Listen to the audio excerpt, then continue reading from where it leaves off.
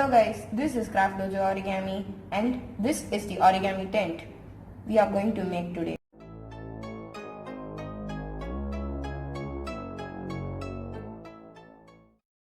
This is the D-Box Dojo and I'm your host Mr. D-Box. Hey dudes, this is Mr. D-Boxer here and I'm really charged up to talk about this topic. Hey dudes, this is Mr. D-Boxer back here with yet another amazing video, and today I'll be talking about this guy. His name is CRXM5010 in the video right here and right now. To understand by yourself how you can shoot good quality video right from the palms of your hands with your smartphone, you need to understand this following analogy that goes something like this. Starting off, I want you to think of the two things as follows. The minion is an old driver who knows what he's doing and has been given a moderately used beat-up car, and he can still operate it and he can still bring it to its full potential because he's so experienced and knows everything about it. Now we have a very young Pikachu who doesn't know what he's doing, but he's been given this automatic car that can do all of it for him. The thing is, the minion can only steer, pull the brakes, or accelerate forward, while the minion's been given full absolute control over the car. Who's gonna win is my question if they're put in a race. I personally would be betting on Minion. Because Minion is this experienced, he knows how to deal with things. He knows how to bring out the full potential out of anything, and he is trustable because he knows how to crank the last bit of juice out of any tiny car he's been given. Okay, so previously most of our sane population must have voted for the Minion. Why? Because he had manual controls and he knew what the controls would do. If we take that analogy and apply it over here, you need to know your phone's cameras inside out before you can use them to their fullest extent or potential. Let's see how to do that. Okay, in the situation where both of our racers are sitting together, they are kind of happy, and in situations of good lighting, you usually have literal zero possibilities of failure. But when you bring down the curtains on them, they start suffocating themselves to death. Let's see if that holds true for this. Okay, now I've got this picture in the center and I bring my arms in. This changes color in the table mat. Mind you, this table mat is supposed to be green. It shifts to a tint of blue. Why does this happen? Well, your phone's camera sensor tries to guess what is white and it tries to make white look as white as possible. Right now, it just guessed that this paper is white and it's showing you the accurate color. But however, when my hands enter the scene that are a tad bit reddish, it confuses itself. It thinks to itself, could this be white or could this be white? And now it thinks this is white and it messes up the colors accordingly to make sure that white looks white. In a situation, normally, your phone would look at a very warm scene and notice that white looks a bit yellow and it adds blue to it, neutralizing the scene. This happens in the opposite way as well, and this is termed white balance. Let's see how our manual camera application performs. Okay, this is a manually set up camera on Open Camera's interface. Now, if I press the white balance lock, you can see that everything is consistent. Each color isn't changing every frame, or you're not being subjected to eternal torture by a phone's camera's changing moods. Okay, so that's what manual controls offer you. More consistency in every single frame. Like literally, manual controls are simply better. Okay, just so that you know for a fact that you're not getting scammed, I'm going to manually take the effort to go ahead and change this and reset all the settings on my phone, which is Settings Manager and Reset Settings. Now you know you're not being scammed. What the hell? That's a bad tripod. This is essentially your normal camera interface, which doesn't have any change from the normal camera interface whatsoever. So we'll be jumping into the video mode to find changes there and fine tune the camera step by step. First of all, we have this color change again, which we want to correct, and that can be done very easily by going into video settings. Not actually video settings, to be honest, it's on-screen GUI, and in the on-screen GUI you press the auto white balance lock icon. So essentially what's happening here is, we know that phones try to make white look as white as possible, right? So now this phone has made a prediction that this is white, and when I press the white balance lock, it says yes, the prediction you made is correct. You showed and depicted white correctly in this lighting situation, so you hold on to that prediction. That's how white balance lock works. And now we're going to go deeper into the depths of hell and customize our settings.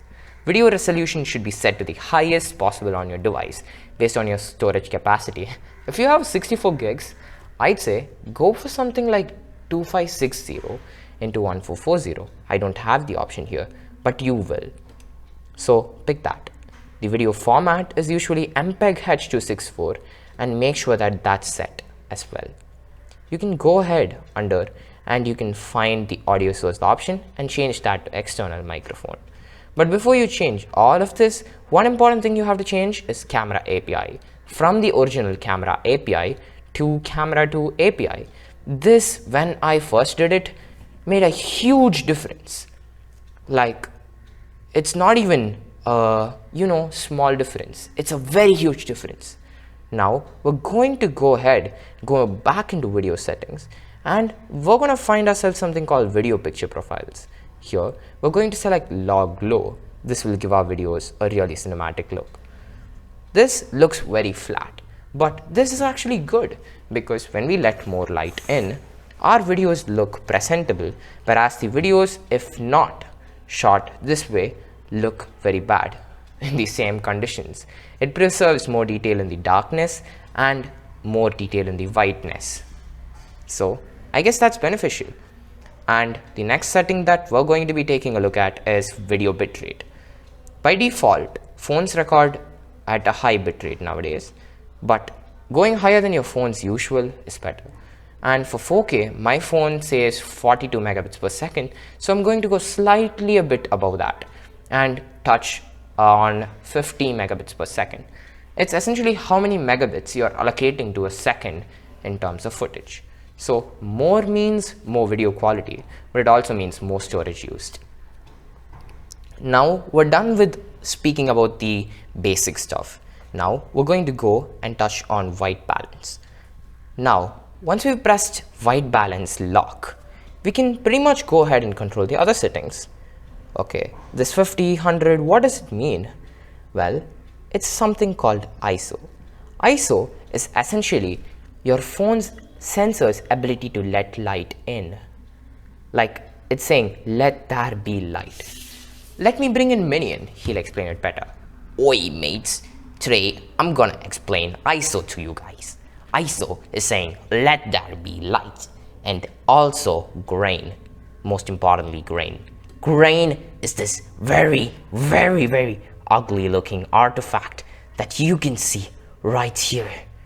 It makes my absolutely amazing teeth look ugly as shit. You don't want that, mate. That's Pirate Minion's opinion. That's not the opinion, it's actually the truth. Lower ISOs mean better shiny teeth. It means lesser artifact. ISO is saying let there be light and grain. It's essentially a sacrifice in itself. And if you're willing to sacrifice that, it's actually a good thing in some cases. Like if you need more light, let more light in. You shouldn't be thinking about sacrificing it too much so that your subject can be exposed. Just remember that there will be this weird artifact, okay? Next is shutter speed. You can see this thing here, right? the one I just adjusted to make stuff look like absolute shit. Now we're at 1/60 and everything looks natural. The footage looks like, chef's kiss. What does Minion have to say about shutter speed? Well, mate, what can I say? Except shutter speed is how fast your sensor closes. The lesser it is, the better. 1/60 is small, which means it captures a frame within 1/60th of a second. Like boom, boom, boom. This is how fast it captures stuff. If you want 1/60th of a second for 30 frames a second, that's correct. Why? Because I'm going to tell you a really good fact right now. Our eyes, just like Minions. Hey, why my eyes is an example? Shut up, Minion. It's because you're interesting. Oh, thank you, mate. Now, British Minion says that his eyes capture a frame rate of 240 FPS a second.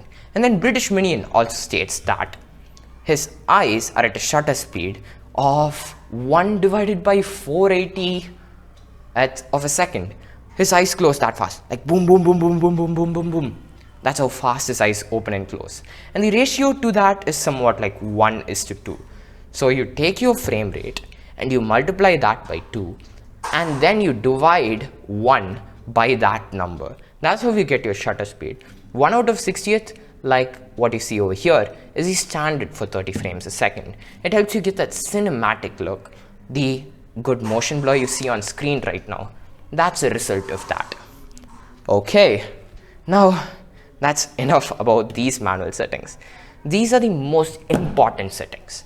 Now we're going to go into more important things, which are not settings, which are composition and how you can use it. Let's get right in. What are you waiting for? In 3, 2, and 1. Boom. Okay, let's start learning about composition. Wait, aren't you forgetting something? Is that you, Minion? What do you want to say? You're forgetting about focus, you dumbo. Oh my god, how did I forget that? Okay, let me actually teach you guys focus in the same setting as I'm going to teach you composition. You're being a lazy ass. Okay, I'll change the setup just a little bit. Give me time, please.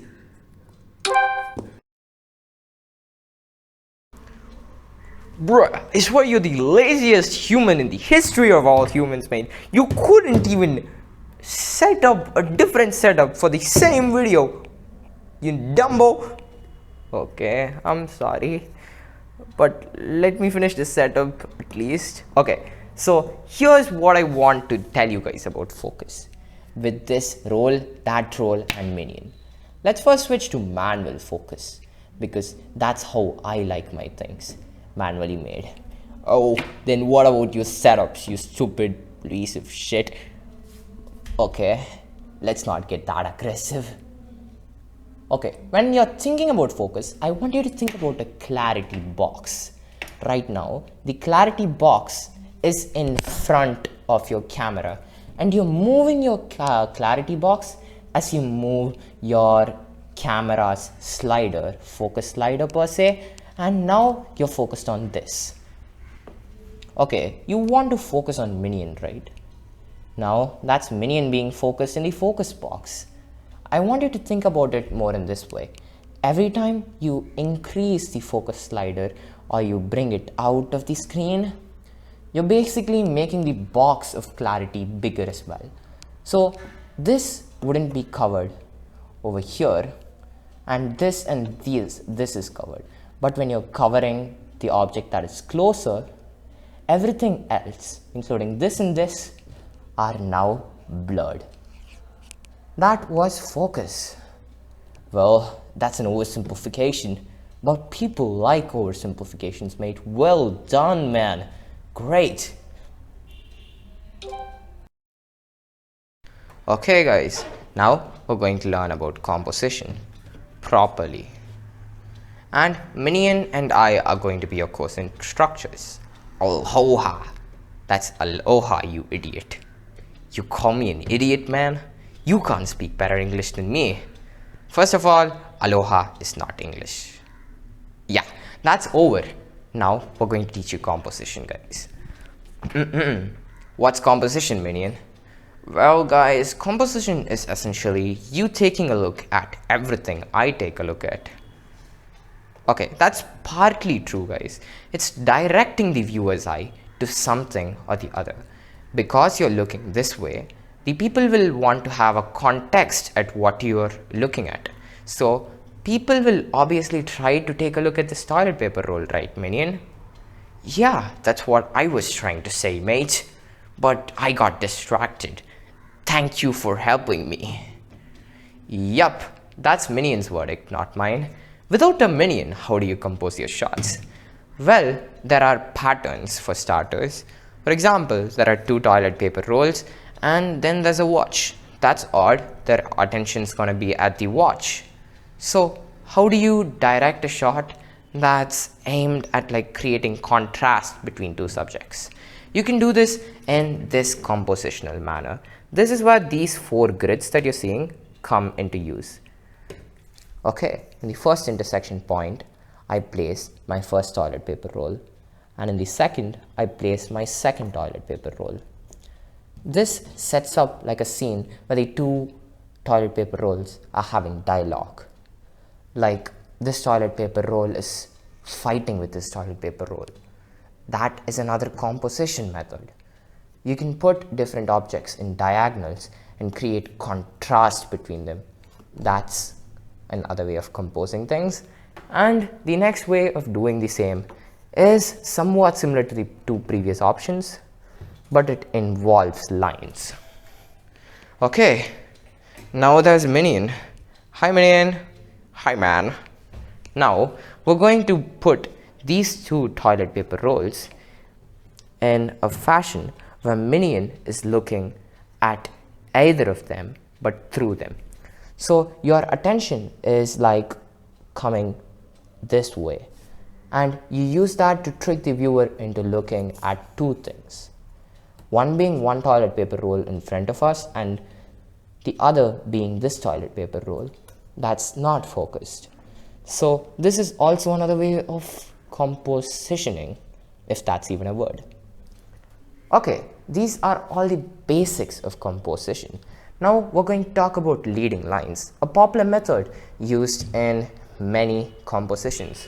Okay, let me show you an example.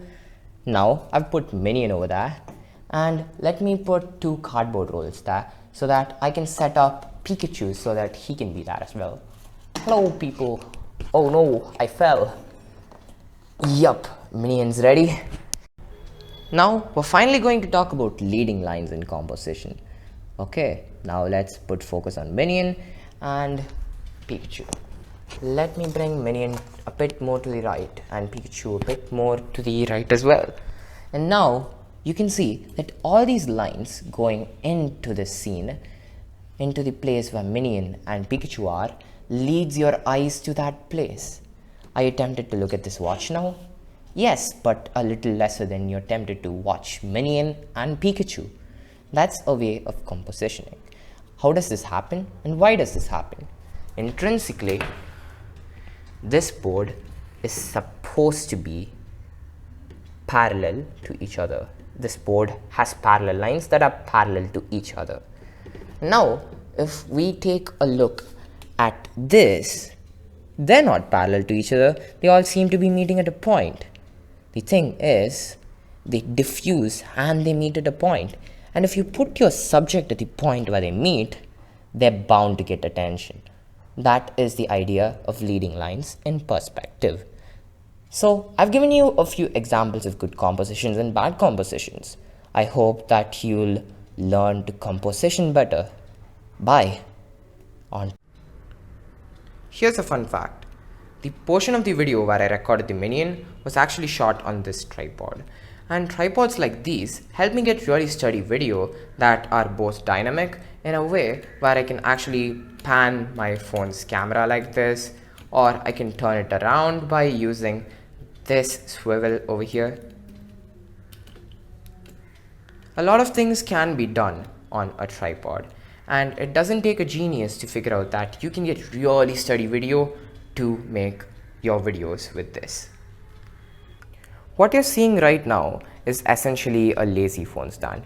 It's very inexpensive, it's 500 rupees, and the tripod we saw earlier was just 750 rupees. It's even cheaper than that.